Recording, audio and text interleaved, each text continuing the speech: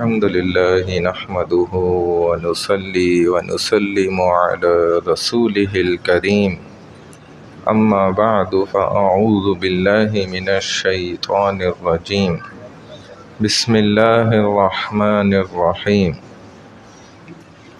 مسافر، مریض شرعی اور ضعیف، اسی طرح حاملہ اور دودھ پلانے والی عورت، ان کو شریعت کی روح سے رخصت ہے، اجازت ہے کہ روزہ نہ رکھیں، کوئی گناہ اور وبال نہیں ہے۔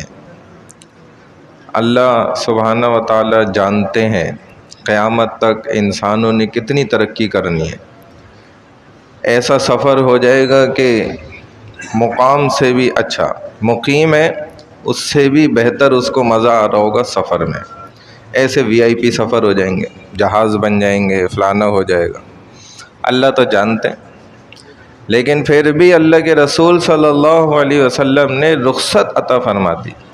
اب ہم اپنا دماغ اور عقل نہ چلائیں۔ بعض لوگ اس غلط فہمی میں مبتلا رہتے ہیں اور کہتے بھی ہیں کہ ارے جی یہ تو سفر کوئی سفر ہی ہے، وہ سفر ہوتا تھا جو خچروں پہ اور گدھوں پہ اور اس طرح۔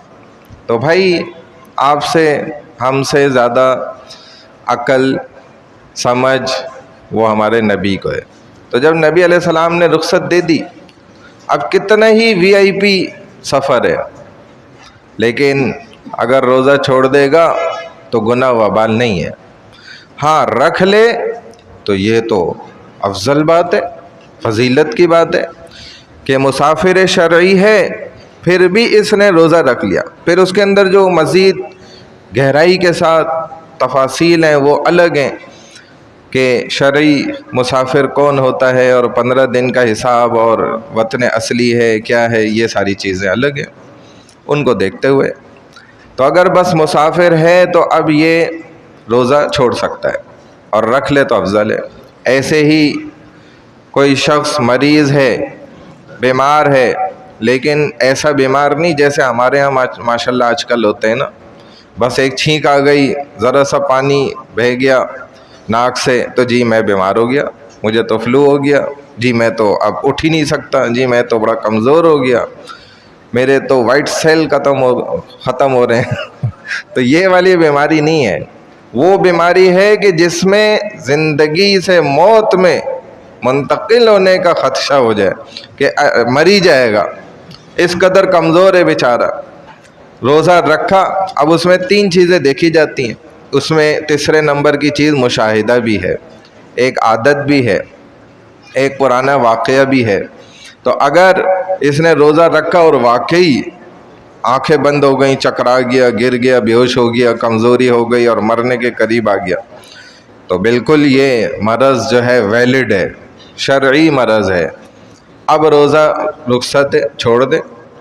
لیکن اگر طاقتور ہو جاتا ہے تو روزہ رکھے گا، قضا کرے گا۔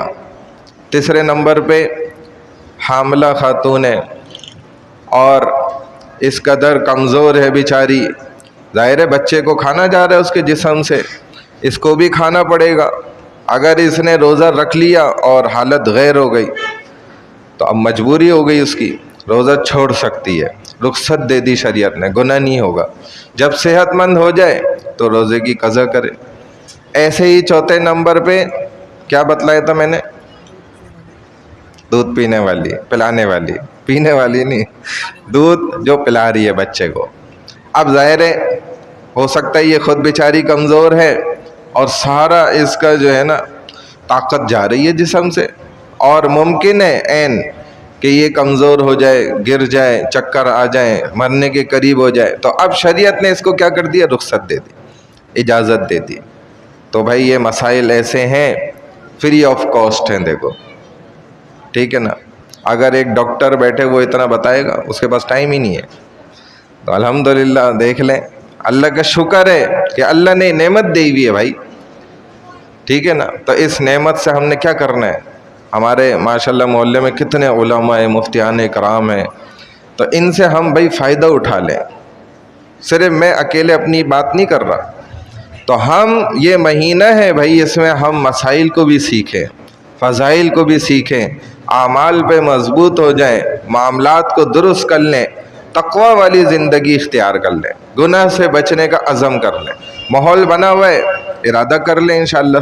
سب کا ارادہ ہے نا بھائی، کریں گے نا ضرور۔ اللہ عمل کی توفیق عطا فرمائے۔ سبحان اللہ وبحمدہ، سبحانک اللہم وبحمدک، نشہد ان لا الہ الا انت، نستغفرک ونتوب الیک، نستغفرک ونتوب الیک، نستغفرک ونتوب الیک، برحمتک یا ارحم الراحمین۔